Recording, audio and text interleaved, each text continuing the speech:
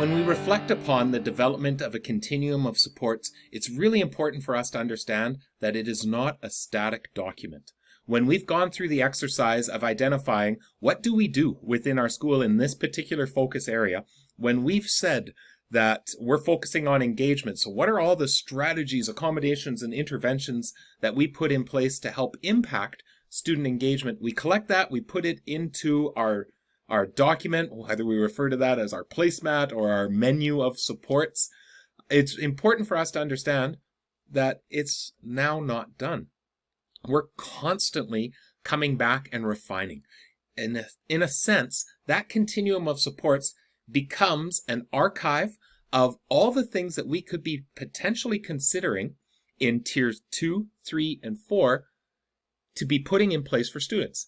And in time, we're continually narrowing tier 1. What are the things that we agree are non-negotiable in order for us all to do in every classroom for every student? We're going to continually come back and refine, build upon, deepen. So we see schools where the continuum of supports is essentially always in draft format.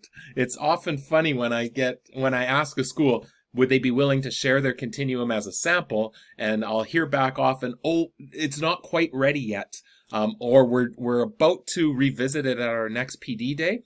My response back is, that's awesome. Your continuum should consistently be in draft. And any of the samples that we share is always at that school's particular moment in time where their continuum is at. So you will see in the show notes or the YouTube description an article that shares some strategies for not only continually refining and using that continuum as a way to consistently engage in conversation about practice, but there's also some strategies for how do you utilize it? How do you make sure that that continuum is constantly within reach when we're thinking, talking about, and then actioning out how we go about providing support for our students? So keep in mind that continuum. Good news, it is never done.